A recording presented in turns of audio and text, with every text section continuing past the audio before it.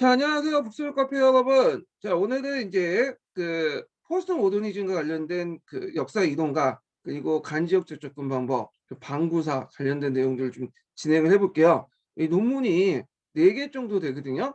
그래서 이거 논문 거의 대부분 읽지는 못하겠지만 그 중요한 부분만 발췌해 갖고 이제 나가는 식으로 이제 진행을 하겠습니다. 그리고 끝난 다음에 이제 뭐냐면 파란 책 강독을 할게요. 근데 오늘 한 3타임 정도 진행이 되는데 모자른 부분들은 제가 이제 따로 촬영해 갖고 이 13강에 같이 포함시켜 갖고 이제 올려놓을게요. 자, 그러면 이제 관련된 내용들 파일도 공유해 드리겠습니다.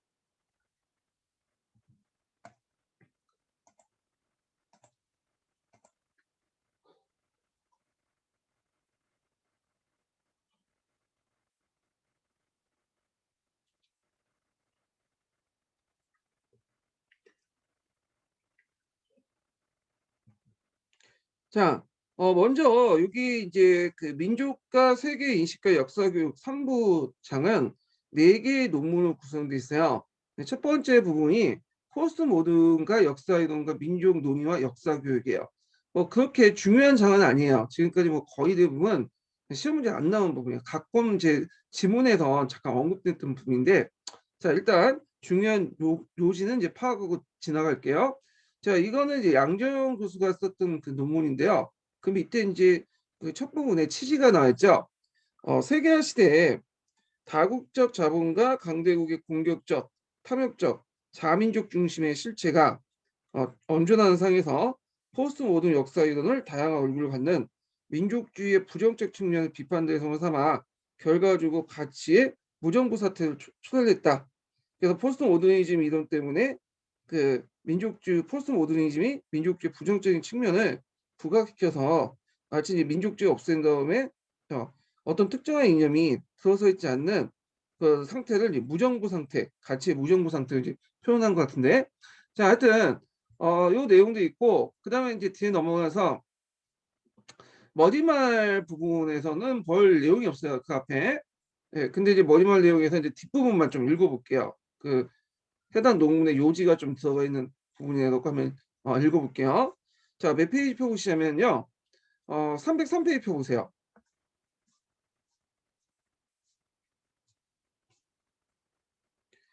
자, 여기 303페이지 보면 마지막 줄 보죠. 마지막 단락. 자, 이 글에서는 포스트 모던 역사 이론에서 제기했던 민족 논의를 중심으로 최근의 역사 교육과 관련된 주요 논점을 정리해보자 한다.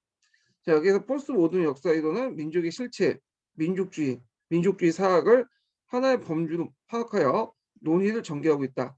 그래서 민족주의 문제는 자국사 교육, 자국사와 세계사, 일본 역사 교과서 왜곡 사건 등의 논의에서 주요 논점이 되며 세계화 시대의 세계사의 위상과 관련된다.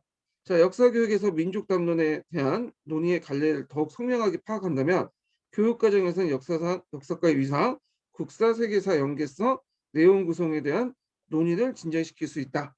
그래서 이제 포스트 모더니즘의 이제 민족 논의 중심으로 해갖고 한번 논한 다음에 이 포스트 모던 역사 이론이 그 한국사와 세계사 그리고 이런 것들이 어떤 영향을 줬는지 뭐 이런 것들 이제 얘기를 하겠다는 거죠. 자, 그다음에 이제 그 2장은 그 민족과 민족주의에 관련된 내용들이에요. 그게 민족과 민족주의, 그 민족주의 사학이 역사학에 어떤 영향을 줬는가 뭐 이런 내용도 있는데 여기에서는 이제 일종의 포스트 모더니즘 입장에서 이제 먼저 서술돼 있죠. 자, 그러면 이제 밑에 잠깐 볼게요. 그럼 포스트 모더니즘에서 그 당시 한국의 민족과 민족주의 사학의 이 비판적 검토가 일어나는데 요걸 그들이 어떻게 그렇게 인식을 했는가? 포스트 모더니자들이 어떻게 인식하는 걸 좀 볼게요. 자, 역사학의 중요한 것은 실제 역사가가 아니라 담론의 역사다. 이 담론 많이 들어오셨죠? 예. 그래서 특정한 이데올로기와 지배 이념에 의해서 구성된 역사 이렇게 이제 보시면 되겠죠. 자, 나아가서 모든 역사 이데올로기는 본질적 인위적인 구성물, 예, 만들어진 거죠. 사실을 반영한 것이 아니라 만들어진 구성물이고, 자, 특정 집단의 이해관계, 이데올기를 반영한 걸로 간주된다. 결국 역사는 저자의 태도를 유효하게 만든 권력의 분포를 반영할 뿐이다. 또한 과거와의 대화 방식에 따라 역사 소설이 달라지고 그 서술 방식에 따라 역사의 의미가 규정되므로 서술 형식의 담론으로서 파악해야 한다는 것이다.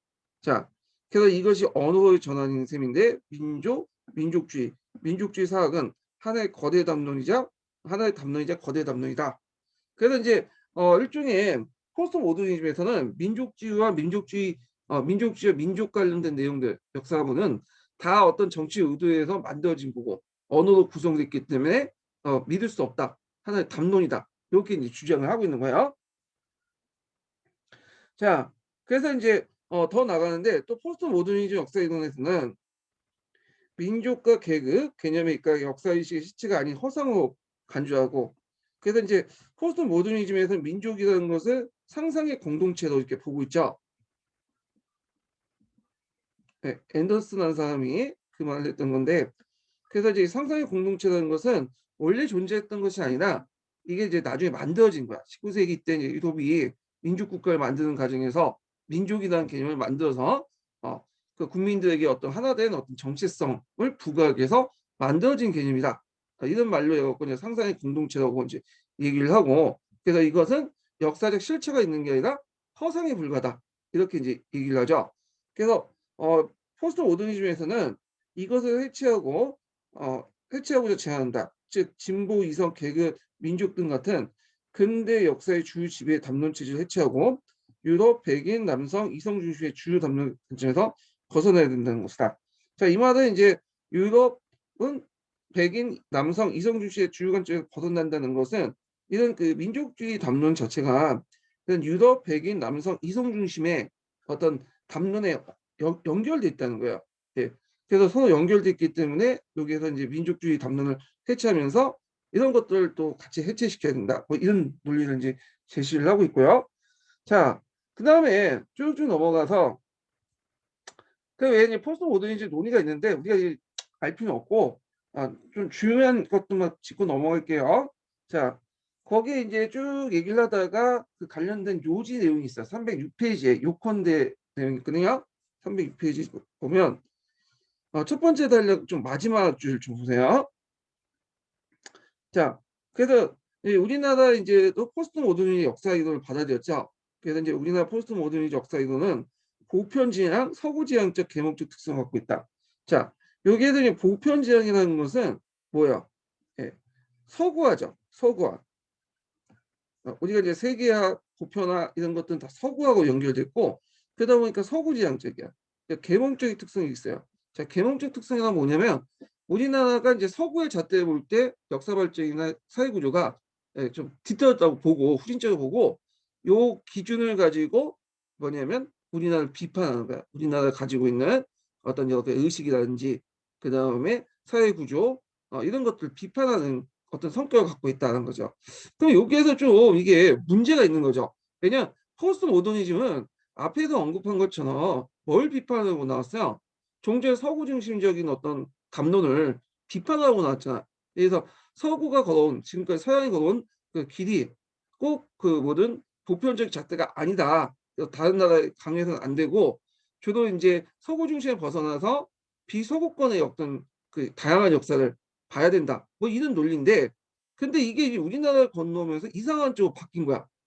이 포스트 모더니즘은 종전의 그 민족주의를 해체시키면서 그 민족주의를 이제 뭐냐면 잘못된 걸 구정을 시켜놓고 그리고 그 자리에 뭘 집어넣으려고 하냐면 서구의 어떤 역사 발전이나 이런 인식을 기준을 갖고 이걸 이제 사회 바꾸려고 하는 거죠. 계몽시키고 이게 이제 이걸 뭐라고 하냐면 역설이라고 하죠. 역설. 그래서 이런 역설이라고 표현하죠. 그래서 포스트 모더니즘과 원래 취지와 다르게 우리나라에서는 다른 식으로 해석이 됐던 거야. 자, 이런 역사는 포스트 모더니 역사 이론을 한국 사회에 대한 이해를 찾아볼 수 있다. 자, 서구 포스트 모더니 역사에는 근대 역사를 서구 백인 중심의 거대 담론을 비판하면서 이를 해체하고자 하는 담론적 성격을 갖고 있죠. 자, 근데 문제는 우리나라에서는 거꾸로 그 민족주의, 우리나라 민족주의와 고유 문화를 해체시키고 해결적인 서구 문명을 추구하는 거예요. 그래서 이게 좀 약간 다른 좀 역설적인 방향으로 이게 이제 진행이 되고 있죠. 자, 그래서 이제 뭐 한국 민족주의를 이제 뭐냐면 포족으로 해갖고 해체를 주장하면서 또 한편으로는 서구의 어떤 보편화, 세계화된 어떤 그 기준을 가지고 세웠죠. 그때 보편화, 세계화된 기준은 되게 서양 중심이죠. 미국 중심적이야. 예. 그래서 이제 뭐 이렇게 이제 좀 문제가 있다는 거죠. 그래서 이제 이렇게 이제 보고 그 다음에 이제 여기 보면 쭉쭉 있는데 이건 그냥 각자 읽어보세요. 예, 그냥 중요하지 않는 건 그냥 넘어갈게요. 자, 그러면 이제 몇 페이지를 보시냐면 이 포스트 모더니즘이 우리나라 역사 교육, 국사 교과서 이해와 학습 방향에 어떤 영향을 주냐 이걸 이제 볼게요. 자, 이 포스트 모더니즘이 역사학에 영향을 준 걸 지금 얘기했고요.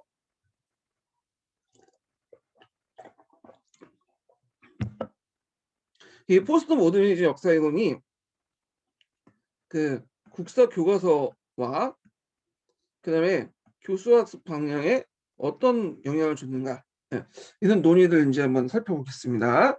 자, 그러면 이제 여기 보면 이제 교과서 관점을 볼게요. 교과서 포스트 모더니즘 이럴 때 교과서, 여기 교과서는 국사 교과서죠. 이 한국사 교과서를 어떻게 바라보고 있는가 이걸 좀 볼게요. 이게 예전에 한번 기출에 좀 언급됐어요. 그래서 그 교과서 비판하고 예전에 한번 나왔거든요. 포스트 모더니즘 입장에 따라서 이게 아마 2차 기출인가 그때 논술식 그 문제 나올 때 그때 한번 나왔던 건데, 자 309페이지 펴보세요.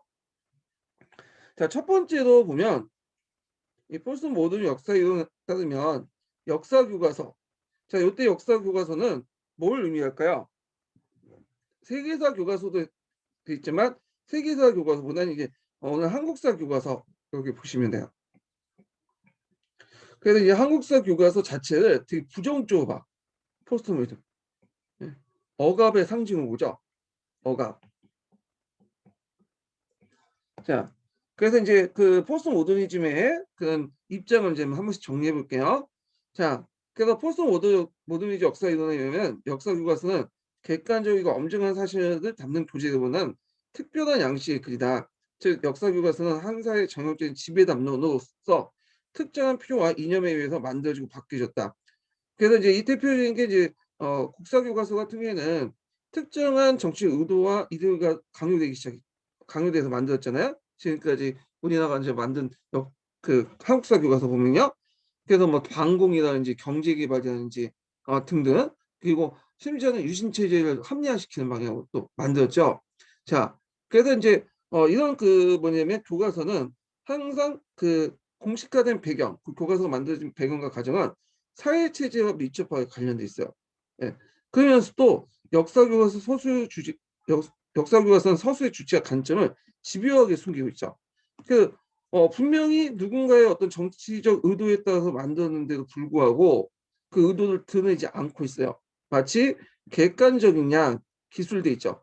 그게 가능할 수 있었던 것은 무슨 테스트를 이제 이용해서 했기 때문에 설명적 테스트. 자, 설명적 테스트도 서술됐기 때문이죠. 설명적 테스트는 이제 아까 얘기한 것처럼 마치 그 자기가 신인 것처럼 모든 걸 알고 있는 것처럼 이게 서술하죠. 전지적 작가 시점. 그래서 그것을 이제 보는 학생들은 그걸 이제 어떤 의견을 제시할 수 없도록 이렇게 건의로 누르는 것, 눌려버리잖아요. 예. 이런 이제 것들이 역사 교과서 서술 체제가 들어가 있는 거죠. 자, 그 다음에 포스트 모더니즘은 그 역사 교과서, 국사 교과서의 내용까지도 이제 공격을 해요. 민족이라는 거, 네. 민족을 어떻게 다루고 있는지 문제 삼고 있죠. 자, 그래서 국사 교과서는 민족이 무엇인지에 대한 정의는 아니지 않지 민족이라는 용어를 막연하게 한국이라는 용어를 대신해 사용하는 경향이 있다. 이럴 경우에 국사 교과서는 선언적으로 민족은 초역사적 실체를 가정하고 우리 역사를 서술하게 되는데 이는 필연적 학대 가장 축소 왜곡을 수반하는 것이다. 그래서 이제 교과서에 그려진 국가와 민족은 어 민족 국가 교과서에 그려진 국가 민족 민족주의는 역사적 실제가 아니라 초역사적 당이나 규범 수준의 허구적 국가 민족주의라는 거다. 그래서 그 민족이라는 게 원래 존재하는 것이 아니라 그 위에서 누군가 만들어진 그런 존재로 존재인데 아니 말 잘못했네요. 그러니까 민족이라는 것이 역사적 어떤 조건에 의해서 그 만들어진 과정을 서술하는 게 아니라 그냥 벌게 역사적 존재와 상관없이 우리가 있을 때부터 우리 선조들이 계속 있을 때부터 그 민족이라는 존재가 계속 가지고 있었고 그리고 민족의 이름에 대해 뭐가 역사가 진행된 것처럼 이렇게 기술됐다는 거죠. 예.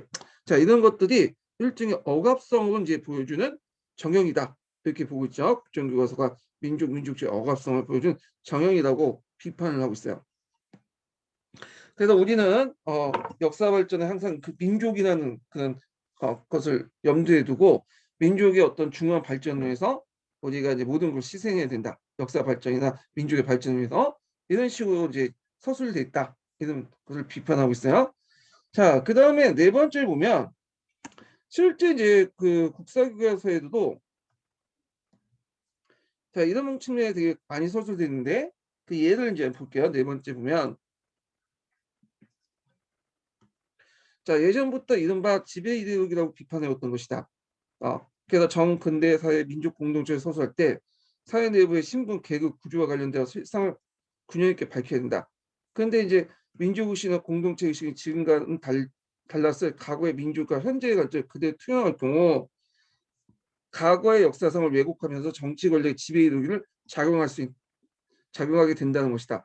이게 제일 중요한데, 자, 이건 뭐냐, 민족을 다룰 때, 민족 공동체 서술할 때, 그 사회 내부의 신분 계급 구조를 좀 균형 있게 다뤄야 되는데 그런 게 아니라 지금의 입장에서 현재를 바라보는 거죠. 과거를. 그래서 현재적 관점을 투영을 하면서 다루기 때문에 당연히 왜곡이 일어날 수밖에 없죠. 이게 요거는 뭐 신분 계급 구조와 관련된 실상을 균형 있게 밝혀져야 된다는 그 통해서 지금의 관점에서 투영되어 갖고 다르기 때문에 왜곡된다 그런 내용인데 그거 약간 비슷한 문제가 예전에 기출문제 언급됐어요. 이게 예전에 객관식 기출문제 어떻게 언급됐냐면 우리가 이제 신라의 삼국통이 있죠. 이 삼국통일을 이제 뭐냐면 누가 비판하면 신채호가 비판했어. 신채호가 이 신라의 삼국통일을 좀 약간 뭐냐 사대적인 성격을 갖고 있다 하면서 비판을 하게 되죠. 예. 자, 그러면 이제 신채호는 일제 시대 때 어떤 그 민족이 억압된 상황에서 보기 때문에 남의 민족의 다른 민족의 어떤 것들 동원해 갖고 힘을 동원해서 통일한 거에 대해서 되게 안 좋게 생각을 할 거 아니에요. 근데 그 당시 신라 입장 볼 때는 여기 보면 삼국통일에서 당나라를 끌어들인 것이 보면 그렇게 뭐 민족의 개념에서 끌어들인 건 아니죠. 다른 민족이다 이 시간에 왜냐면 백제와 고구려도 다른 민족들 끌어들이면서 이제 삼국의 어떤 투쟁에 이용을 했잖아요. 그러니까 이제 신라 같은 경우에는 고구려 백제가 같은 민족을 생각을 안 했잖아. 근데 신채호는 그 당시 관점을 기준으로 갖고 이렇게 파악을 했단 말이야. 그러면 이런 걸 민족의 현재적 관점에서 그대로 투영을 하는 거잖아요. 물론 이제 요 맥락은 좀 약간은 벗어난 거지만 이게 예전에 한번 기출 문제 나왔어요. 예. 자, 그래서 이제 이런 그 문제점을 지적을 했고요. 자, 그 다음에 그러면 이 포스트 모더니즘에서만 그 지금 현행 교과서에 문제가 있냐? 그건 아니에요. 우리나라의 국사 교과서는 민족주의 관점에서도 좀 문제가 있다고 비판을 하고 있어요. 그게 이제 뒤편에 나오는데, 자, 여기가 이제 보면 310페이지 잠깐 보세요. 310페이지. 자, 한 편 붙어 있죠. 요 한 편은 이제 포스트 모더니즘 관점이 아니라 민족주의 관점에서 현행 교과서의 문제를 비판한 거야. 자, 그걸 한번 읽어보면요. 자, 우리나라의 국사교과서에서는 사실의 나열만 있을 뿐 민족주의 관점의 초제일간 간통한 사관은 이루어지지 않는다고 문제를 제기하고 있다. 즉, 국사교과서와 관련된 민족주의 이야기하는 것은 무리란 뜻이다. 이에 따라 민족주의 코드로 일관된 교과서로 하기에는 국사교과서 졸작으로 비판이 나오고 있다. 그래서 포스트 모더니즘도 아까 그 나온 대로 문제점을 지적한 반면에 또 민족주의 관점에서 교과서를 또 비판을 하고 있어요. 그래서 전반적으로 국사교과서는 민족주의 지향에 걸맞는 내용을 담아내지 못하고 현해화됐다. 자, 이 현해하는 건 뭐냐면 껍질만 남았다는 거예요. 그러니까 껍질만 남고 살은 빠진 채 껍질만 남았다는, 뼈대만 남았다는 거예요. 근데 겉으로는 민족주의를 내세우고 막 민족주의에 기초해갖고 역사서술 한다고 했지만 실제 내용을 보면 별 민족주의 내용이 별로 없다는 거죠. 예. 그래서 이제 교과서가 지리한 사실만 나열하고 있고 암기 이외에 다른 들어가.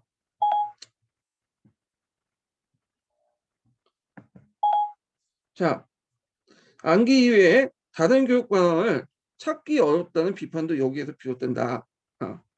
자, 그래서 이제 이렇게 민족주의 입장에서 볼 때 교과서 이제 비판하는 그 내용이 있어요. 자, 그러면 여기에서 이제 민족주의는 어떻게 봐야 될 것인가? 이거 아마 저자의 생각일 것 같은데 민족주의는 다양한 모습을 띠고 있어요. 제가 이제 강독에서 이제 읽지는 않았지만 민족주의는 2차적 이데올로기적 특징을 갖고 있거든요. 자, 2차적 이데올로기라는 건 뭐냐면 1차적 이데올로기와 어떤 1차적 이데올로기와 결합된 이데올로기야. 그래서 이제 1차적 이데올로기는 여러 가지가 있을 수 있죠. 뭐 자본주의, 사회주의, 그다음에 등등등 무정부주의.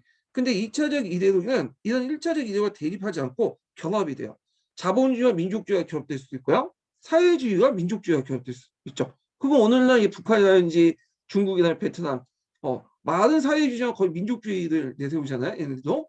무정부주의도 민족주의에 결합될 수 있어. 그러니까 다양한 이념과 결합될 수 있어요. 그러다 보니까 그 민족주의 안에서는 다양한 얼굴이 모습을 띠고 있죠. 이때 다양한 얼굴은 이제 다양한 모습의 비유적 표현이죠.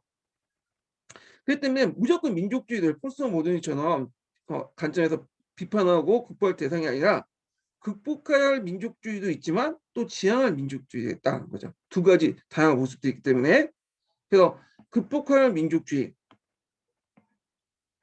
그 다음에 지향할 민족주의가 동시에 존재하고 있다. 이걸 구별해야 된다는 거야. 그래서 이제 그러면 극복할 민족주의, 나쁜 민족주의는 뭐냐? 예.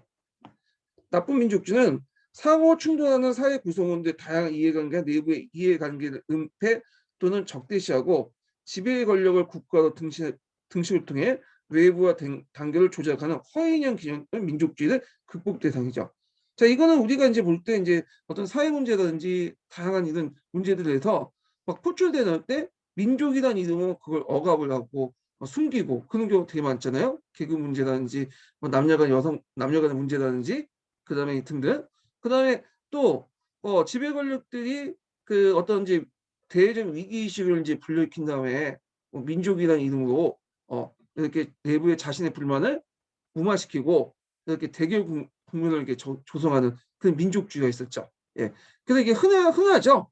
그래서 보통 이제 지배 권력에 대한 불만이 있을 때, 독재 권력에 대한 불만이 있을 때 민중들의 어떤 시선을 바꿔 돌리기 위해서 항상 외부와 싸움을 불러일으켜갖고 싸우게 되잖아요. 그래서 거기서 크게 이기면 이제 뭐냐면 또 자신의 정권의 정당성을 뭐냐면 세우고 이런 민족주의를 비판하자는 거야. 자, 근데 이제 우리가 지향할 민족주의가 있어요. 이 지향 민족 그 밑에 있죠. 요거는 일본의 예인대박이고 지향할 민족주의는 그 민중적 시민적 이해와 민주주의에 입각한 자주통일을 담보할 수 있는 민족주의. 이것은 우리가 지향할 민족주의다. 그래서 우리가 이제 민족이라는 말을 쓸 때 항상 그게 이제 민주주의와 연결시켜서 쓰는 경우가 상당히 많았어요. 예를 들어서 강주 민주화 운동을 할 때 우리가 이제 그 독재자의 저항을 상징으로서 뭘 내세웠냐면 태극기를 내세웠죠. 이 태극기를 뜻하는 건 뭐야? 우리 민족을 뜻하는 거잖아요. 예. 그래서 이 민족주의라는 것이 항상 나쁜 모습만 띈 게 아니라 이렇게 이제 시민 공동체를 구심점을 형성해 주거나 독재와 저항할 때 또 민족주의가 이용된다는 거죠. 그래서 다양한 민족주의가 다양한 모습들을 띄고 있기 때문에 두 가지 모습들을 구별해 가지고 하나는 극복할 민족주의는 버리고 그다음 지향할 민족주의는 받아들이는 그런 모습들을 이제 해야 된다. 그런 모습들은 이제 뭐냐면 그런 태도를 취해야 된다는 거죠. 그럼 여기에서 문제가 나올 수 있는 것이 이제 뭐 극복할 민족주의가 뭐고 지향할 민족주의가 뭐냐 각각 예를 쓰시오 이렇게 쓰면 요 내용을 쓰시면 될 것 같아요. 제 생각에 요거 부분 나올 수 있을 것 같아요. 예. 자, 그래서 이제 일단 뭐 이렇게 이제 한번 읽어봤고 쭉쭉 넘어가서 자 그러면 이제 포스트 모더니즘의 역사 인식과 연구 태도가 교수학습 방법에 미친 영향을 볼게요. 지금까지는 주로 이제 어, 한국사 교과서와 관련된 내용인데 이거는 이제 관련된 내용은 교수학습 방법이야. 주로 이 포스트 모더니즘 역사 인식과 연구 태도가 교과서의 어떤 그러니까 역사를 가르친 태도, 역사 교수학습 방법에 어떻게 영향을 주는가 이런 것들인데 자 이거는 다음 장 보면 312페이지에 있어요. 자 읽어보면 세 번째 단락이에요. 자 포스트 모더니즘 역사 인식과 연구 태도에서 역사를 가르치고 배우는 행위의 의미를 가정을 새롭게 정의할 필요 있다고 강조했다.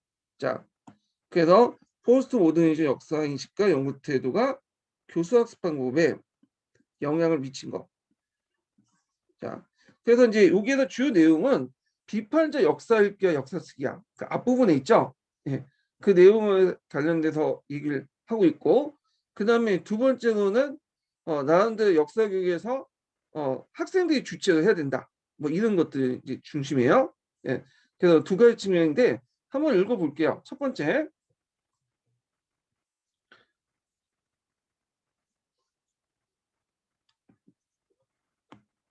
자, 보편 지식에 대한 회의는 인식의 주체와 대상을 구분하는 이분법적 사고를 탈피하는 것을 의미하며 이건 곧 교수학습의 본질에 대한 근본적 문제를 제기하고 이어진다. 자, 이를 통해 비판적 역사 읽기와 역사 쓰기가 중요성이 부각된다.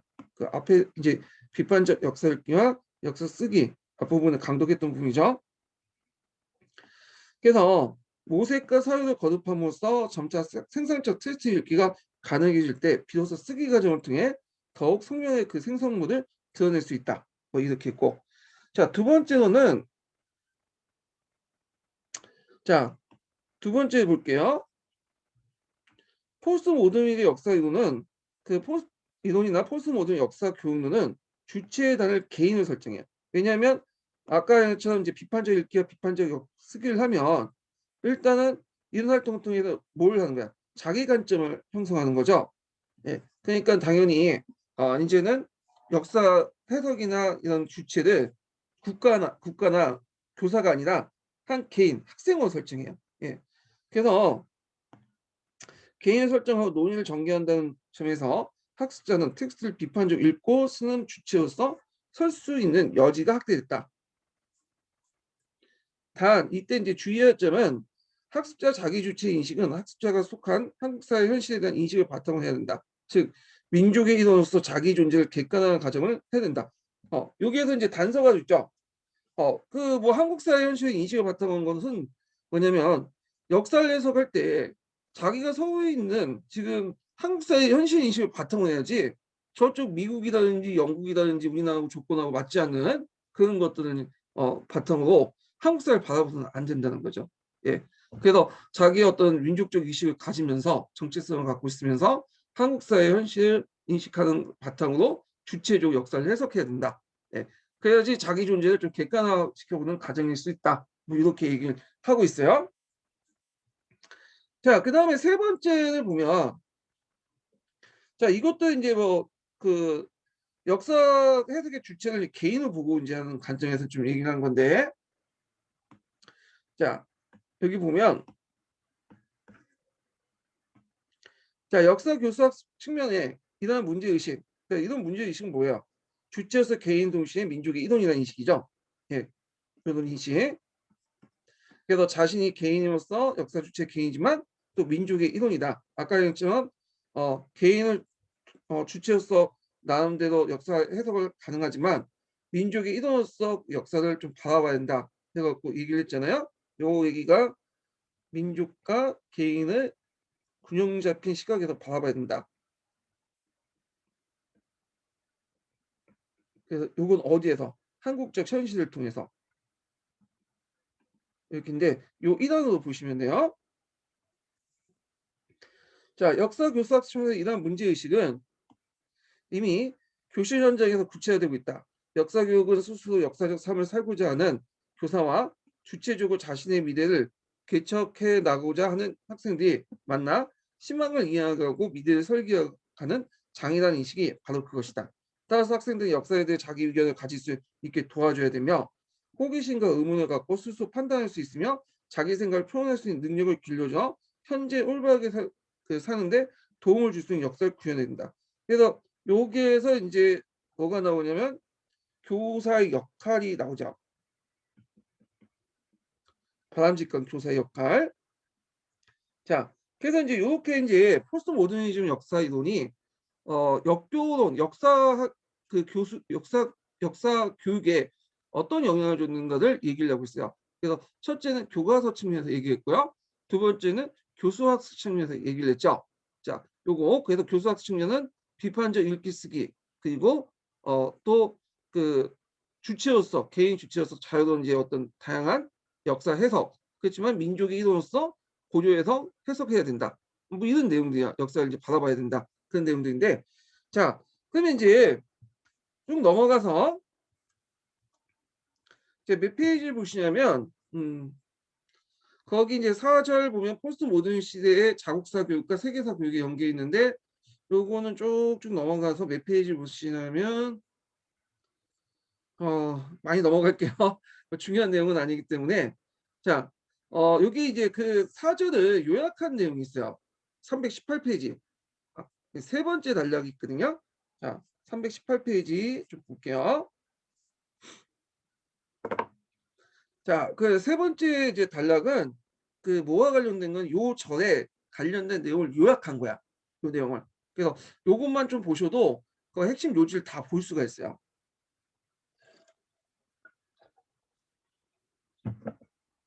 그래서 갈색자 강독할 때는 하나하나 꼼꼼히 읽어야 할 부분은 별로 없어요. 예전에 이제 기출에 나왔던 어떤 특정한 이론이 있죠. 네. 그래서 와인버그나 뭐 이런 그런 특정한 이론 외에는 대부분 맥락을 좀 읽으면서 이해를 하셔야 돼요. 맥락을 읽고. 그래서 나올 가능성이 좀 없죠. 맥락을 읽고 그 쓰는 문제는 최근에는 기출하고 이제 추세는 안 맞는데 간혹가다 나오긴 하거든요. 그래서 딱딱 떨어지는 부분이 없기 때문에 몇 개를 제어하고는 맥락 파악이 좀 필요해. 그래서 핵심적인 내용들을 반복적으로 읽고 공부해 주시는 것도 좋을 것 같아요. 자, 그럼 한번 볼게요. 자, 여기는 세계사 교육과 포스트 모더니즘 관련된 내용이에요. 예.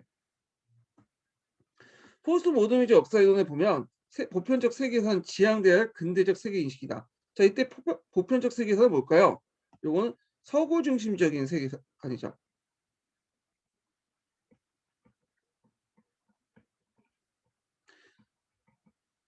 자, 서구 중심적 역사관의 비판 내용은 그 뒤에도 있어요. 큰 틀이 뭐예요? 산업화, 산업혁명이죠. 시민, 시민사회 형성. 이것을 이제 최종적으로 이제 뭐냐면 진보의 최종적인 단계로 보고 역사 이론을 전개한 그런 것들 이제 보편적 세계화죠. 자, 그래서 이 보편적 세계화는 일종의 거대 담론이고 그것 때문에 역사의 총체성이라고 표현했죠. 역사의 총체성을 추구하는 인식론이자 접근 방법으로 내적 모순과 권력 논리로서 가지고 있다. 그 안에 자체적인 어떤 모순과 함께 그 다음에 권력 논리, 권력이 개입됐다는 거예요. 이때 권력은 어떤 권력일까요? 서구 중심의 서구의 권력이죠. 예. 그래서 요걸 이제 그것을 구체 내용을 내적 모순과 권력 논리에 관한 구체 모순을 여기에서 정리를 했어요. 요게 이제 보시면 알겠지만 첫째, 뭐 둘째, 셋째 뭐 이런 식으로 쭉쭉 나오는데 이런 내용들은 좀 기억을 해 두셔야 돼요. 일단은 첫째를 보면 예전에 제가 쳐놓은 건데 일단 그렇게 지워지지 않아요. 이건 PDF 파일로 해놨기 때문에 지워지지 않나요? 좀 읽어볼게요. 자, 보편사적인 세계사는 역사의 특정 지역 또는 특정 단계를 보편함으로써 세계사뿐만 아니라 역사적 축소였죠. 그래서 역사의 특정 지역, 특정 단계는 어떨까요? 서구가 걸어온 역사를 보편적 단계를 보고 그 단계에 맞게 역사를 서술한 거예요. 그러다 보니까 그 외에 있는 그 다양한 역사들을 다 무마시켰죠. 없애버렸죠. 그러니까 역사 자체를 축소시켰다. 막 이거고요. 둘째는 유럽 중심의 역사 발전에 도출했던 보편적 세계사는 서구의 제국주의와 패권 역사를 당연하고 자명한 걸 정당해요.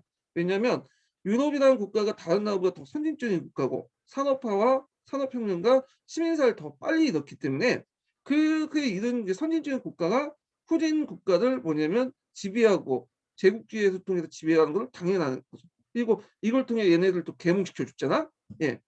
자, 셋째는 세계 강대국의 정치 권력 및 그들의 전략을 반영하는 보편적 세계사는 약소국의 열등한 지위와 상황을 재생산한다. 즉 보편적 세계사는 서구 패권의 역사며 강대국의 세계 지배 논리를 불가당 비판이 일어났다. 아까처럼 이제 보편적 세계사를 통해서 약소국들이 왜 약소국이 될 수밖에 없냐? 얘네들은 산업화와 시민사회를 이루지 못했기 때문이다. 그러면 당연히 그걸 누가 이루어줘야 된다. 이루어줘야 되냐? 우리 같은 이제 강대국들, 주로 미국이라든지 유럽의 여러 나라들이겠죠?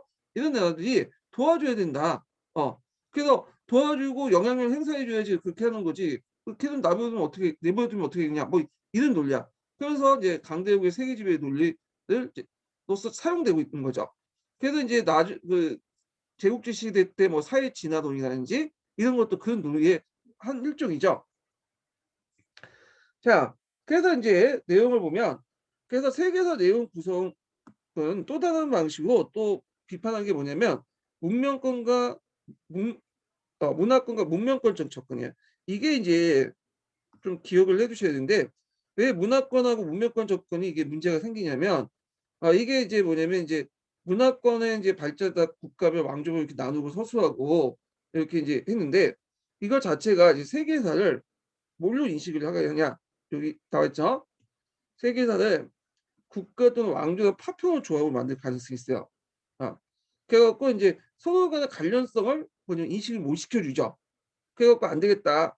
그래갖고 요런 세계사의 문제점, 문화권과 문명권의 접근을 통해서 구성된 이런 세계사의 문제점을 고치기 위해서 대안이 나왔는데 첫 번째가 뭐냐면 그 대안으로서 상호 관련성의 원리예요. 첫 번째 대안이에요. 요거에 대한 문제점에 대한 대안으로서 상호 관련성의 원리를 제시했다.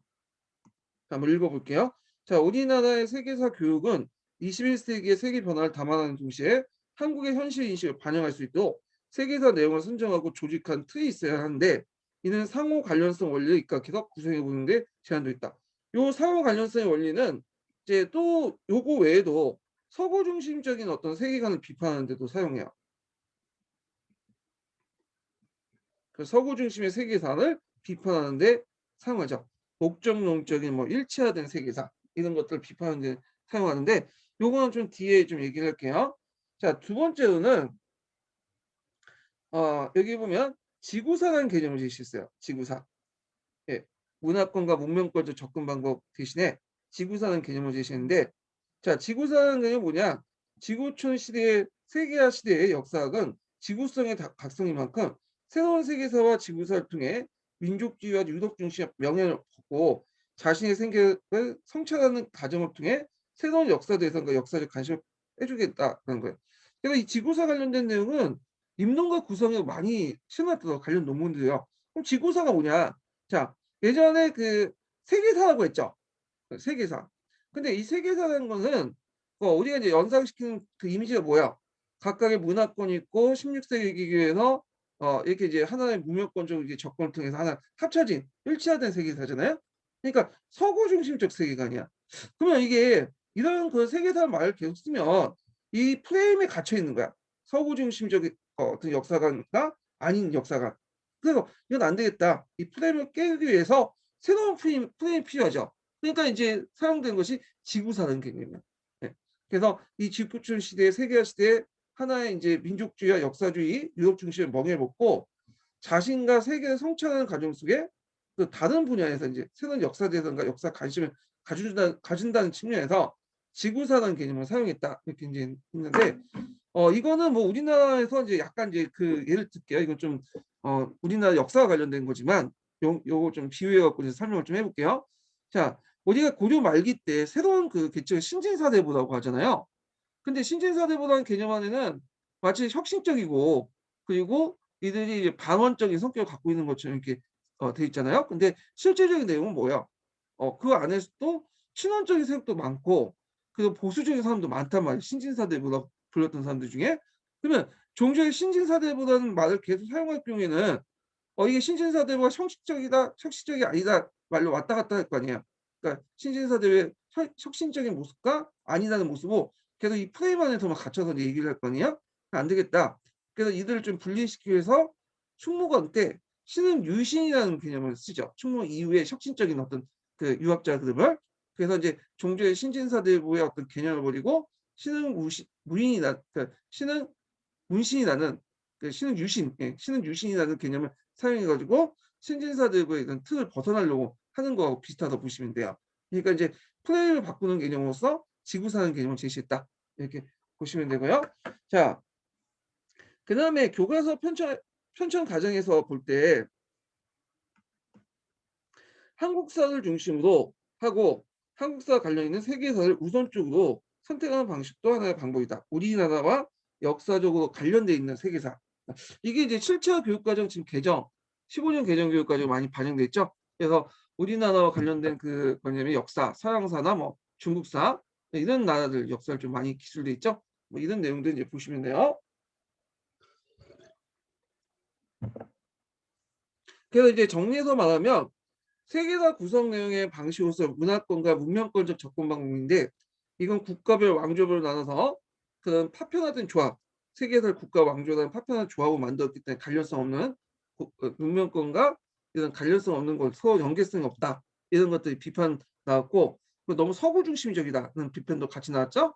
그 대안으로 상호 관련성의 원리를 제시했고 그다음 두 번째는 지구사라는 개념을 제시했고 세 번째로는 그 한국사에서 한국사 관련된 세계사를 우선적으로 선택하는 방법을 제시했죠. 자, 그래서 이 내용들 보시면 될 것 같고요. 자, 그 다음에 이제 쭉 넘어가서 여기 보면 자 밑에 잠깐 보세요. 마지막 줄. 이러한 다양한 방안들은 우리 세계사 교육의 범주와 내용 구성, 체제에 관한 논의를 더욱 풍요롭게 할 것이다. 자, 이러한 논의, 그러니까 이제 세계사 논의를 더 풍요하기 위한 논의의 기초가 되는 몇 가지 원칙을 살펴보면, 자, 그래서 이제 얘기한 첫째, 둘째, 갖고 셋째, 넷째, 네 개를 이제 제시를 하고 있어요. 예. 그래서 첫 번째는 우선 한국사의 정의적인 목표 측면과 세계사적 지적 이해 측면의 길을 좁혀야 된다는 거죠. 그래서 한국사 인식과 교과서 서술의 비판의 대상이 되는 민족에 대한 지나친 강조, 가장 왜곡을 요소를 줄이면서 세계사 전개 과정의 실상을 연계, 객관성을 추구할 필요가 있다.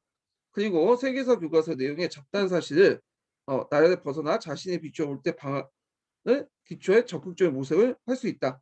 그래서 이게 두 가지로 이제 제시를 하죠. 그 안에서 그래서 한국사의 정의적인 목표와 세계사 지적 이해 개를 좁히는 방안으로서 두 가지를 제시를 했죠.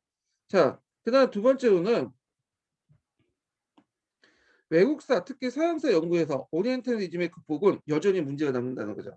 그래서 우리나라에서 포스트 모던 역사의 시각과 연구 방법, 연구 성과 등 측면에서 오리엔탈리즘을 딛고 섰을 때 비로소 우리가 세계사 교육의 주체성을 확보하고 내용이 더 풍부해질 것이다.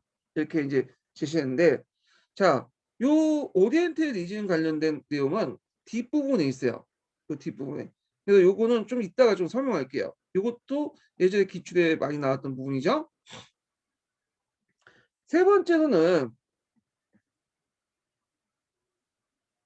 자, 동양사, 서양사 이분 체제를 지향하고 중국사 중심의 동양사 틀에서 벗어날 필요가 있다. 그래서 이제 그거에 대해서 두 가지 대안을 제시했어요. 첫 번째로는 우리가 지금 동아시아사를 이제 배우잖아요. 우리가 동아시아 인식 범주를 설정해 볼 수도 있고, 그 다음에 두 번째로는 그 우리나라 역사와 직접적으로 연관된 부분은 국사 연관된 서술된 부분 있죠. 그 한 예로 이제 사례를 든 게 동아시아 인식 범죄와 관련된 내용을 이제 사례 들고 있죠. 그 밑에. 그래서 이때 이제 첫 번째 사례를 보면 그 유목민족과 기마민족의 이동과 문화 교류 그리고 8세기 전후 한반도 중심으로 전개된 동아시아사의 각축 두 번째 사례를 볼 수 있고 자 임진왜란과 청일전쟁 등 동아시아 범주로 파악한다면 국사를 좀 객관적으로 보는 계기가 됐다. 그래서 이제 동아시아 범주를 종전에는 동양사라는 이름으로 이제 우리가 생각해갖고 중국사만 한정돼서 보고 나머지는 그냥 기타 등등이었죠. 근데 이제 중국에서 중국사 중심에 벗어나서 중국은 또 다루고 있지만 유목민족과 기마민족의 이동과 문화 교류를 다루고 그다음에 그 중국 외에 한반도를 중심으로 중심으로 해갖고 중국, 일본 이런 여러 나라들이 상호 고려도 보고, 그다음에 임진왜란이나 청해전쟁. 자, 임진왜란 청해전쟁은 실제 국제전이죠. 이걸 동아시아 범죄로 파악하는 등 좀 더 이제 뭐냐면 동아시아 인식 범죄를 중국사가 아니라 좀 넓게 보면서 인식할 필요가 있다는 거죠. 그래서 이거는 약간 뭐와 비슷하냐면 요번에 이제 22년 기출문제에 교육과정 관련된 문제 있잖아요. 교육과정. 그래서 교육과정 보면 동아시아의 범위를 물어보는 게 있어요. 동아시아 성취 기준, 성취 수준 기준 안에서. 그래서 그 동아시아 그 성취 수준의 동아시아 그 범위 관련된 내용이 21년 기출에 나왔거든요. 요거와 연결시켜서 좀 약간 좀 생각 좀 해보실 수 있는 부분이죠. 자, 그다음에 넷째는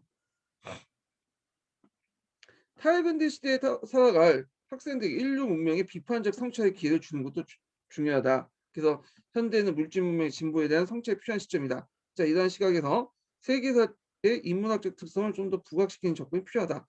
뭐 있는데 이렇게 해갖고 이제 뭐 세계사 논의를 풀이하기 위한 어떤 몇 가지 원칙 이렇게 제시를 했어요. 근데 뭐 다른 원칙들은 뭐 그렇게 중요한 건 아니고 제 생각에 이 두 번째 있죠. 요게 제일 중요한 것 같아요. 오리엔탈리즘의 극복. 그래서 요거는 기출에 나왔기 때문에 뒤에 따로 그 장이 되게 많아요. 그 내용이 거기서 이제 자세히 살펴보기도 하죠. 자, 그다음에 맺은말 좀 볼게요. 자, 거기에 두 번째 단락을 볼게요. 두 번째 단락은 포스트 모더니즘이 끼친 역사에 끼친 긍정적인 모습과 부정적인 모습을 이제 얘기를 하고 있어요. 그래서 여기까지가 이제 긍정적인 모습이고, 그리고 여기에서 여기까지가 부정적인 모습이죠. 자, 한번 읽어보면 포스트 모듬의 역사 이론이 제기된 민족주의 사학 담론은 어떤 역사를 가르칠지에 관한 역사학과의 내용 구성 체제의 전반의 문제 제기인 동시에 한국 사회 사학계와 역사 교육의 자기 성찰 기회를 제공했다는 데 중요한 의의를 가지고 있다. 그러나 또 부정적인 것도 있죠. 세계화 시대의 다국적 적응과 강대국의 공격적, 탐욕적, 자민족 중심주의가 실제로 엄존한 상황에서 포스트 모더니즘 이론은 다양한 얼굴을 갖는 민족주의 부정적 측면만 아까 비판의 대상으로 삼아서 결과적으로 가치의 무정부 상태에 초월할 유연성이 있다. 예. 이게 부정적인 내용이고요. 자, 그래서 이제 현대사에서는 국민국가가 현실이다. 이 저자의 이제 주장 내용이야. 주장에 관련된 내용인데, 자, 따라서 국사교육은 이러한 현실에 살아가는 학생들의 주체적 관점을 또 세상을 바라보는 능력을 키울 수 있는 기회를 제공해줘야 된다. 즉, 국사교육은 사회 변화를 받아들인 동시에 개방적 민족주의 기반에서 그 미래에 대한 모색을 할 수 있는 기회를 제공해야 된다. 뭐 이렇게 핵심 키워드는 개방적 민족주의라고 볼 수가 있죠. 민족주의는 다양한 모습을 띠고 있다고 했죠. 예. 자, 그다음에 국사교과서가 민족주의한 거대 담론, 억압 담론부터 자유롭지 못한다는 분석은 국가주의적 측면에서 교과서가 지배의도 그 이념을 정당해온 실상을 파악하는 경우가 정당하다. 파악할 경우 정당하다. 그러나 한국 현대사의 전개 과정에서 저항과 해방 담론으로서 또 민족주의가 있죠. 그러니까 우리가 버려야 할 민족주의와 지향할 민족주의였잖아요. 근데 버려야 할 민족주의는 당연히 앞에서 말하는 교과서가 이제 지배 이념을 정당화시키는 그 민족주의지만 또 한편으로는 그런 민주화 과정에서 우리가 이제 민족주의를 저항과 해방 담론을 이용해서 예. 자, 그래서 이제 이 민족주의에 주목한다면 국사교과서 민족주의 관점을 일관하고 있다고 보기도 어려울 것이다. 그러니까 이제 우리가 민족주의 관점만 있다고 교과서에 있지만 실제로 그 교과서에서는 여러 가지 뭐 내부 갈등이나 민주화 과정이라든지 독재의 어떤 저항 이런 것도 같이 다루고 있잖아요. 자, 그래서 이제 결국 국사교과서는 자주화 통일, 민주화 과정을 드러낼 수 있어야 하며 전국 역사교사 모임에 살아있는 한국사 교과서라는 책은 이러한 점에서 하나의 대안서라고 할 수 있다. 이건 안 나올 것 같긴 한데 자, 하여튼 자 이렇게 해서 이제 한번 좀 봤고 뒤에 넘어가서 이제 다음 논문을 좀 볼게요.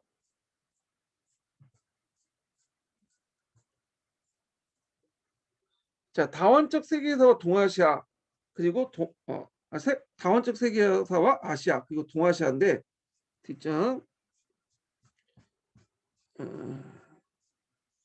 자 여기 이제 유영태 교수님이 쓰신 것 같은데, 한번 볼게요. 그 내용 치지를 보죠. 자, 유럽 중심주의가 강요되는 사회 형태상의 일체와 문제와 그 관련된 일체와 문제와 관련한 근대주의적 기준에 의거해 내용을 선정한 결과 배제해버린 공동체적 지속과 변화에 대한 역사적 이해의 필요성을 다시 한번 강조한다. 말은 되게 어렵게 써놨어요. 그래서 여기에서 이제 유럽 중심에 강요되는 사회 형태상의 일체화 문제, 이게 뭘까요? 이거는 아까 얘기한 것처럼 역사 발전 단계를 어디를 기준으로 삼은 거야? 서구의 어떤 역사 발전 도식에 맞춰서 설명하죠. 지금까지 세계사 교육이.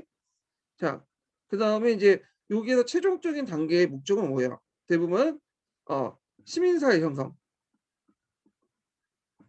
자본주의, 그러니까 시민사회와 그 다음에 산업혁명, 산업화를 통한 자본주의.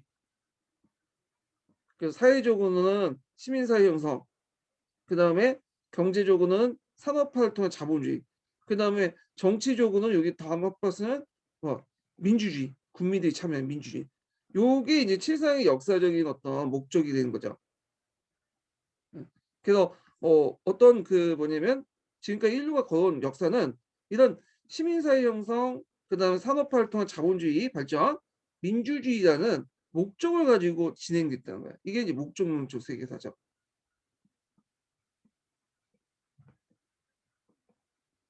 자, 그리고 이런 것들의 이제 목적이 이제 언제부터 생기냐면 16세기 이후 지리상의 발견 이후에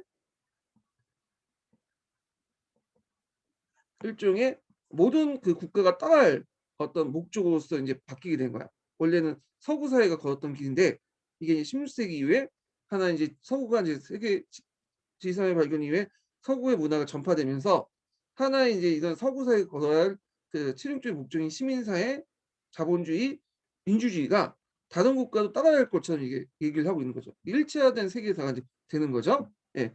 그래서 이런 서구 역사 발전 도시에 입각해서 만든 이런 목적 세계사, 그리고 그 16세기 이후에 하나로 합쳐진 일체화된 세계사, 이런 것들을 이제 얘기를 하고 있는 거야 지금.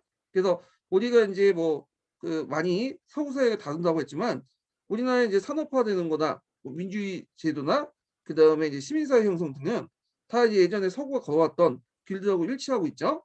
자, 그래서 역사도 이렇게 글을 쓸 때 이런 내용을 기준으로 쓰고, 그리고 그렇게 해석되고 나머지 필요 없는 건 다 배제됐다는 거야. 예. 그래서 요 내용들을 이제 지금 얘기를 하고 있죠. 그래서 문제와 관련된 근대주의적 기준에 의해서 내용이 선정과 배제해버린 공동체 지속과 변화에 대한 역사적 이해 필요성을 다시 한번 강조하고 싶다.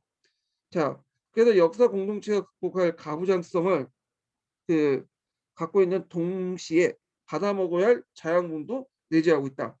자, 요컨대 동서양을 망라하고 농경 공동체는 곧 인류의 문명적 자궁이었으며 거기에서 나온 유산을 발견하고 이끄는 것이야말로 현재에 이르는 길을 찾기 위한 각오의 힘을 배우는 역사학습의 지혜로운 모습이 아닐까. 되게 어렵게 설명하는데, 자, 여기서 보면 이제 우리가 자본주의나 뭐 산업화 이런 걸 통해서 경제적 발전을 했잖아요. 근데 이제 요 사람의 관점에 보면 이거는 그 남성 중심적이고 가부장적인 어떤 발전 과정이라고 본 거야. 그래서 원래 우리 민족 그 인류가 탄생하기 전에는 기초인 게 뭐예요? 먹고 사는 거잖아요. 예. 그러니까 농경 공동체가 더 중요하다는 거야. 이 농경 공동체가 그 일종의 어머니의 자궁 같은 역할을 한다. 그래서 여기를 좀 강조를 해야 되지 않는가? 이걸 통해서 농경 공동체의 어떤 그 모습들을 좀 다 밝혀야 되지 않는가? 그리고 거기에서 현재 이르는 길을 찾아야 되지 않는가? 그래서 서구 역사 발전 단계 도식에 맞는 게 아니라 농경 공동체 속에서 인류의 문화의 어떤 발전 과정 이런 걸 찾아야 된다는 얘기를 하고 있는데, 그 내용을 제가 읽어보시면 알겠지만 그 내용하고 전혀 딴판이야. 이 내용 취지하고는 뭐 이렇게 어렵게 글을 썼는지 모르겠지만 일단 이 장은 되게 이제 그 오리엔탈리즘에 대한 비판 내용들로 구성되어 있어요. 뒤에 보시면 알겠지만. 자, 그래서 이제 뭐 이렇게 해서 좀 이렇게 있고, 자, 그러면 이제 머리말을 좀 보고 넘어갈게요.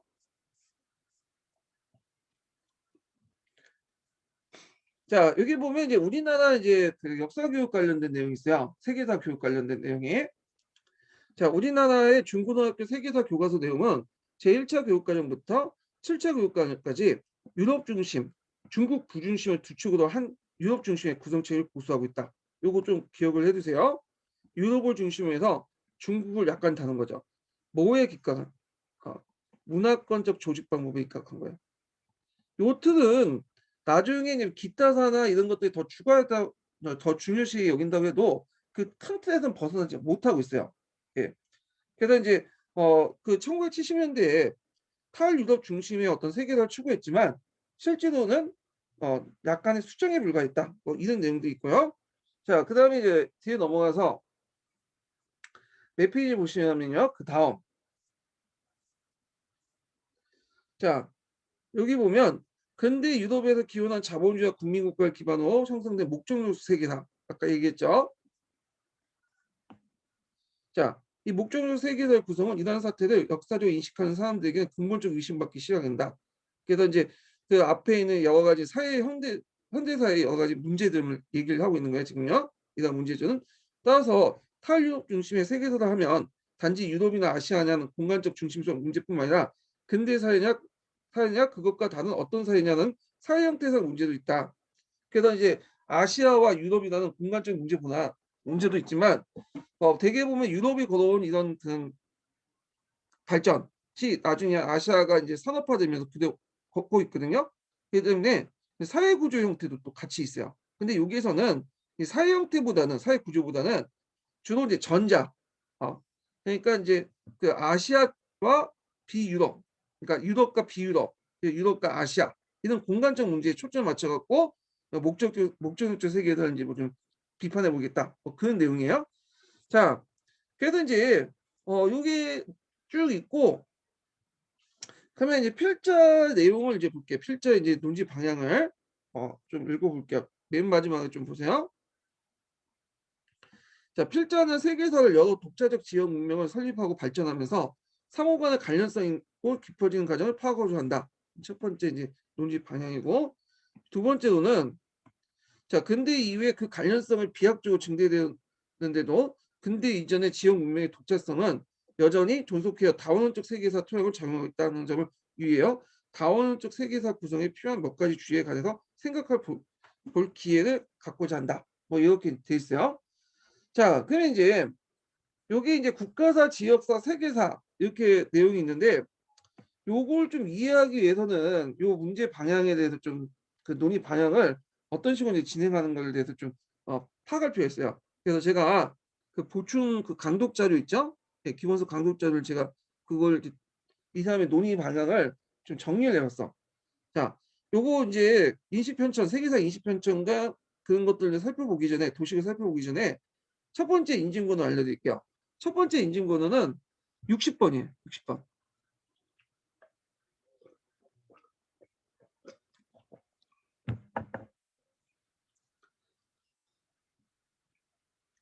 자, 60번입니다. 자, 세계사 인식 변천을 볼게요.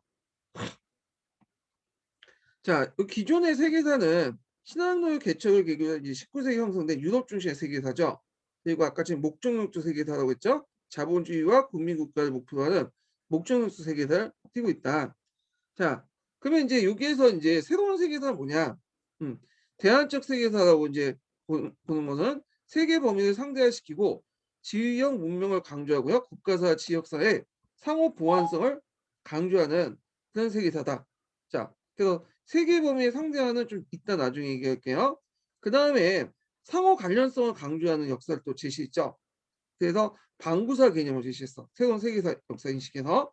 그래서 이 상호 관련성과 관련된 내용에서 간지역적 접근 방법이 부각이 됐고 이 간지역적 접근 방법의 하나의 모델로서 여러 모델이 있지만 대표적인 것이 벤트의 방구사예요. 벤트의 방구사는 지금까지 한 문제도 안 나왔지만 언젠가 나올 거 가능성이 있어요. 예. 그래서 이제 벤트의 방구사를 좀 이따 더 살펴보겠지만 개요를 보면 상호 관련과 작용을 강조했다. 동방구 안에 동방구는 그 유라시아뿐만 아니라 이제 기존에 이제 아프리까지 포함되는 그런 개념이에요. 그 안에 원고지 무역이 형성되면서 지리산의 발견 이후엔 진정한 의미의 세계사 성립됐다. 그때 이제 접근하는 방법이 간지역적 접근 방법이야. 예. 그래서 이제 요 내용들 좀 기억을 해주시고요. 그래서 이제 또 기존의 세계사 인식 변화를 또 좀 정리를 더 해보면 기존의 세계사는 앞에서 언급한 것처럼 유럽 중심의 세계사예요. 유럽 중심의 세계사. 그리고 중국은 부주어. 네, 유럽 중심의 세계사고 중국은 이렇게 해서 어, 그 보조적인 이런 내용으로 구성되어 있죠. 자, 그리고 이제 이런 내용들을 구성되는데 이에 반해서 이제 변화된 세계사 인식은 다원적 세계관이야. 네, 그래서 다원적 세계관은 이렇게 이제 여러 그 세계관 있죠. 여기 요 여러 이제 과거에 이제 여러 가지 이제 그런 그 문명권들을 다 중요시 여기는 거야. 이런 것들. 네. 그래서 예전에는 그 서양 유럽의 중심의 어떤 세계관으로서 서유럽만 그다음에 중국만 중심이었는데 이제는 기존에 우리가 이제 서유럽과 중국 외에도 여러 세계관을 다 중요시 여기는 그런 과거의 이제 모든 것을 다 중요시하는 다원적 세계관을 제시했다. 네. 그래서 이제 그 차원에서 뭐 기타사 같은 것들 우리가 잘 다루지 않은 서남아시아나 뭐 오세아니아사나 아프리카사나 이런 것도 같이 집어넣는 거죠. 자, 그래서 이제 이렇게 그 세계사 인식 변화에 대해서 좀 한번 도식화 시켜봤고요.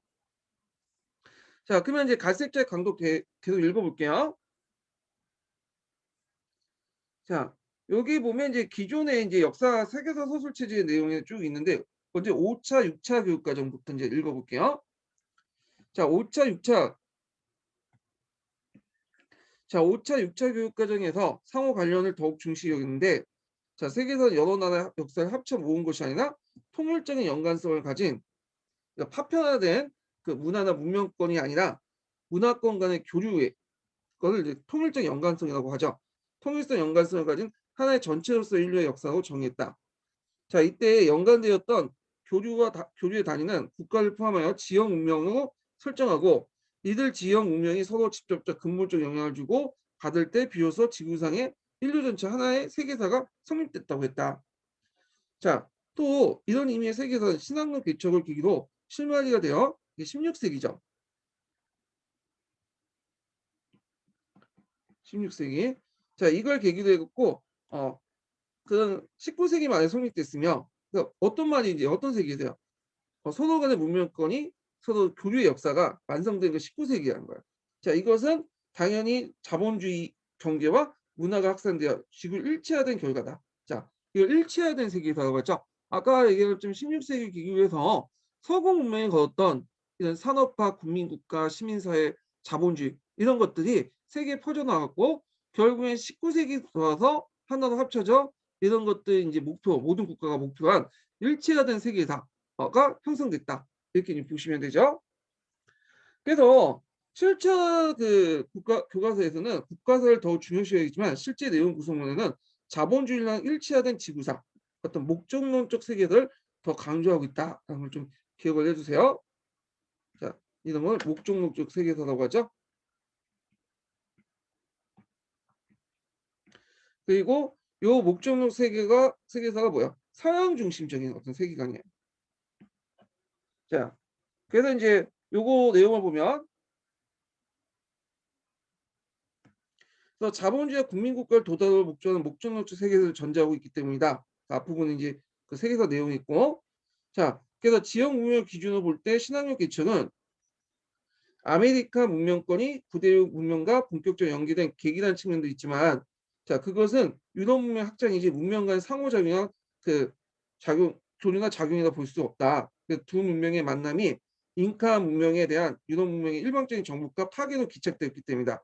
그래서 일치화된 세계사는 이처럼 유럽 헤게모니 아래 중심 주변에 위기화된 세계사랑 다른 의미 아닐까. 그래서 일치화된 세계사와 그 목적론적 세계사를 비판하고 있어요. 지금. 그리고 우리가 보통 교과서 16세기를 신학론 개척을 아까 언급한 것처럼 문명 간의 어떤 상호 교류가 이제 시작됐다고 이제 그 보고 있잖아요. 교류의 시작을 보고 있지만 이거는 엄밀히 말해 교류라는 의미보다는 유럽사의 팽창이죠. 이 유럽사의 팽창이고 그 유럽사의 팽창은 곧 다른 문명권의 파괴와 연결돼요. 예. 그래서 이제 이런 측면에서 비판을 하고 있다는 거죠. 자, 그래서 이제 이 내용도 있고요. 그 다음에 이제 밑에 보면 세계사 개념의 재정의가 나와요. 우리가 이제 세계사라는 그 개념은 지금 우리 세계사 개념을 어떻게 인식하죠? 예, 지구사라고 생각하죠. 지구 전체 역사. 예, 지구 전체의 역사 보잖아요. 아이고.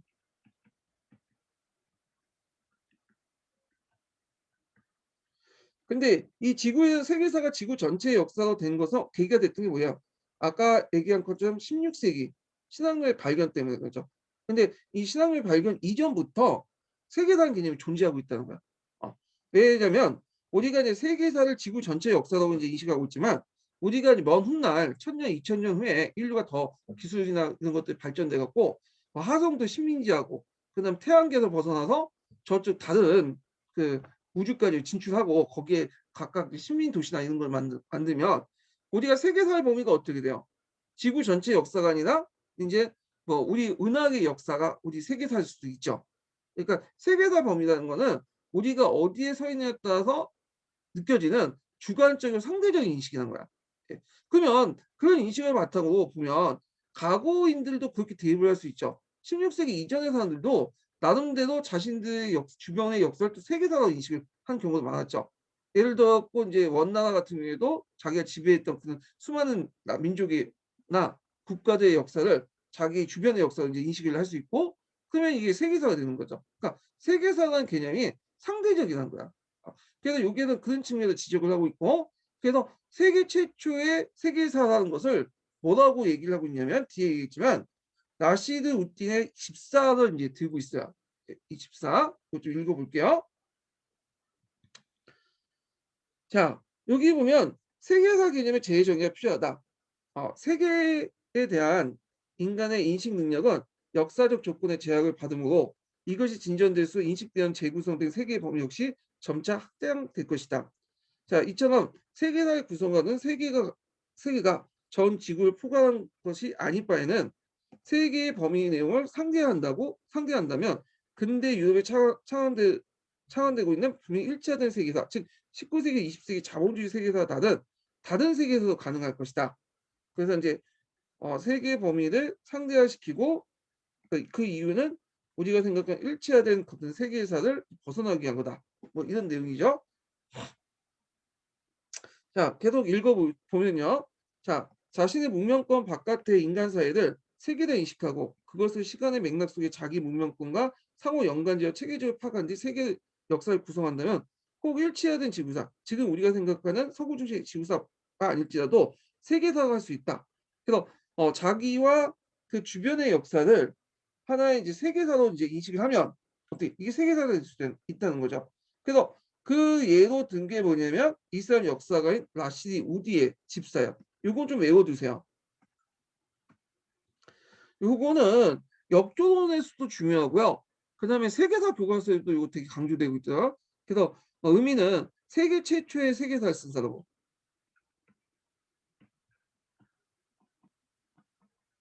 그래서 세계 최초의 세계사를 쓴 사람으로서 라시디 우디의 을 말하고 그것은 집사를 했어요. 자, 이 라시디 우디는 어떤 사람이냐면 이란국의 그 역사가요. 이란국 몽고족은 아니고 그 이제 중동에서 어떤 이제 그 이슬람 교도인데 이 사람은 이제 그 칸의 명령을 받고 그 몽골족 중심으로 이제 역사를 쓸 때 그 주변에 이란국 주변에 다른 몽골족과 접촉했던 사람들의 역사를 다 같이 썼어. 그래서 그 나름대로 그 당시에는 뭐가 되는 거예요? 세계사가 되는 거죠.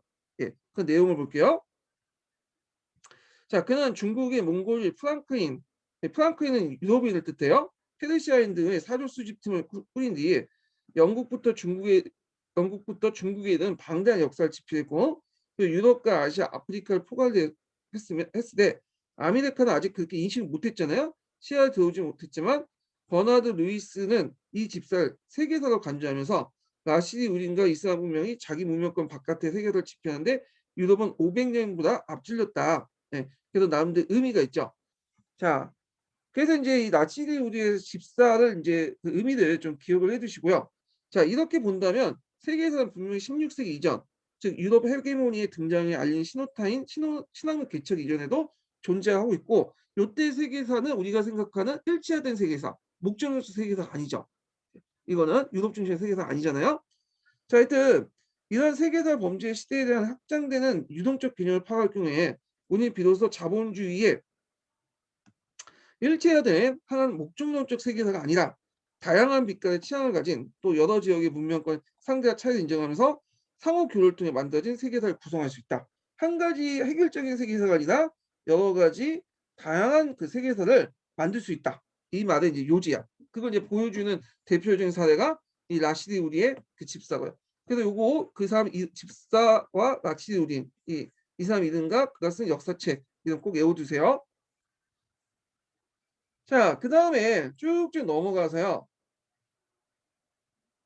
그러면 이제 그 이 장의 이제 이 절의 이제 요약을 좀 볼게요. 자, 요컨대부터 볼게요. 되게 핵심적인 말은 그 밑에 있어. 제일 끝에. 예. 요컨대. 그래서 요약컨대 세계사란 여러 국가와 지역 문명이 상호 복잡하게 관련을 맺으면서 만들어진 역사인 만큼 국가사의 경계를 낮추고 상대할 필요는 인정한다. 하지만 그렇다고 국가사를 해체하고 지역사, 세계사 묻어버리면 구체적인 인간생활 실상을 부합하지 않은 스토리를 만들 가능성이 있다. 그래서 국가사하고 지역사, 세계사가 서로 균형 있게 같이 해줘야 된다. 뭐 이런 내용을 지금 하고 있어요. 자, 그 다음에 이제 3절이 되게 중요해. 3절이. 왜 중요하냐? 당연히 기초에 많이 나왔기 때문에 중요하죠. 인구에서 중요한 거는 기초에 많이 나오는 거예요. 예.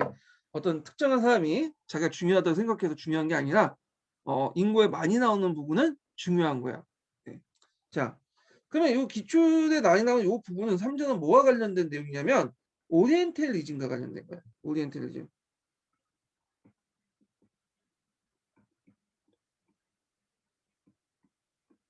오리엔탈리즘과 관련된 거야. 오리엔탈리즘. 이 오리엔탈리즘은 누가 얘기했냐면 사이드라는 그 역사학자가 만들었어요. 이 사람.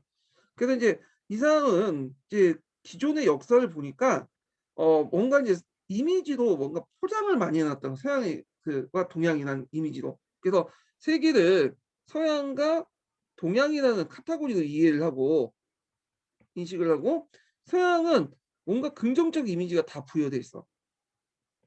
그래서 도시, 물질, 선진적인 포장을 해놓고요. 동양은 좀 약간 후진적인 이미지가 있어요. 농촌, 그 정신적인 거고. 그리고 그 후진적인 이미지, 낙후, 신비 이런 이제 이미지 포장을 했단 말이에요. 그래서 서양은 마치 이제 처음부터 끝까지 도시로 막 이루어진 걸로 역사가 발전된 걸 보고 동양은 도시는 발전되지 않고 낙후한 농촌만 있는 걸로 이렇게 역사를 서술했고 서양은 막 물질이 처음부터 발전된 물질 문명이나 경제 생활이 되게 풍요한 것처럼 발전하는 반면에 동양은 마치 이제 물질에 대해서 정신적인 것들이 상당히 발달된 걸로 이렇게 하잖아. 그래서 우리가 항상 이게 정신력을 키워다 뭐 이런 말도 이제 거기에 속하는데 자 그래서 이렇게 두 개의 어떤 세계를 나눈다면 서양과 동양의 두 개가 생각나면 서양은 이런 긍정적인 이미지예요. 동양은 부정적인 이미지로 했는데 이런 이미지를 포장된 역사관이 우리가 인류가 만들어질 때부터 만들어진 게 아니라 언제부터 제국주의 시대부터 만들어졌다. 누구에 의해서? 서양에 의해서. 그래서 서양인들이 그 역사를 만들고 동양, 그러니까 그 서양을 제외한 나머지 국가를 지배하는 과정에서 그 지배를 합리화시켰다는 거죠. 그래서 심지어는 그걸 누구조차도 수용해요. 서양의 지배를 받고 있는 비서양권, 그러니까 일명 동양이라고 그런 부르는 그 사람들까지도 무비판적으로 수용했다는 거예요. 그리고 항상 그 중국이나 뭐 우리나라나 일본 보면 물질보다는 뭘 강조해요? 정신적인 걸 강조하잖아요. 정신력 강조하고 다 이런 것들이 다 뭐의 소산이에요? 오리엔탈리즘의 소산이야. 예. 자, 그래서 이 오리엔탈리즘 용어 좀 기억을 정확히 해두세요. 이게 예전에 되게 많이 나왔어. 그 오리엔탈리즘 개념하고 오리엔탈 오리엔탈리즘의 어떤 비판 내용들이 08년도에 나왔고 09년도에 나왔고 12년, 13년도에 나왔어. 그러니까 네 번 정도 나왔거든요. 네 번 정도. 그래서 요게 이제 한 8년 안 나왔거든요. 나올 가능성이 많아. 오리엔탈리즘. 자, 그래서 이제 이렇게 있고, 자, 그러면 이 오리엔탈리즘에 반대된 개념이 있어요. 이거 그냥 참고로 이제 알아두세요. 이거는 뭐냐면,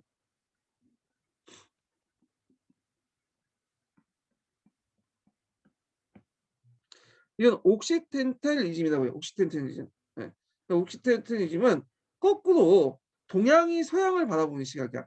오리엔탈리즘은 서양이 동양을 바라보는 시각이고 동양인이 그걸 나중에 무기파로 수용된 시각인데 말해서 동양이 서양으로 바라보는 시각이 옥시텐탈리즘인데 자 이거는 이제 그 저항담론과 체제 유지담론 쪽 성격이 있는데 항상 이제 뭐냐면 체제 유지하기 위해서 근대화 모델로 내걸 그게 뭐냐 서양의 사상과 모델이잖아요. 그리고 또 한편으로는 저항담론 입장에선 서양의 사상을 모델로 해갖고 독재 정권을 대항을 하죠. 예, 이런 것들이 이제 옥시텐탈리즘이야.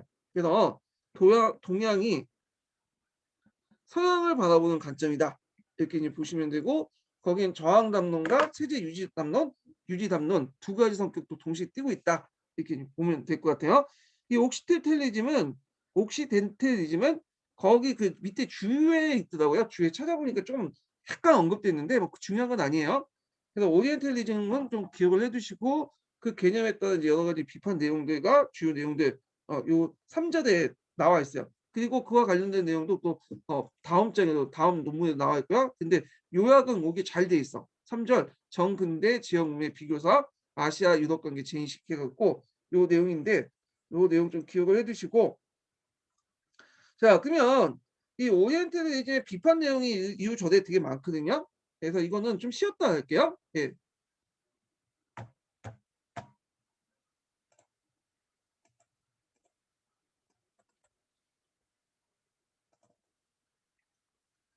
자 지금 7시 정도 됐는데요. 7시 15분에 다시 시작하겠습니다.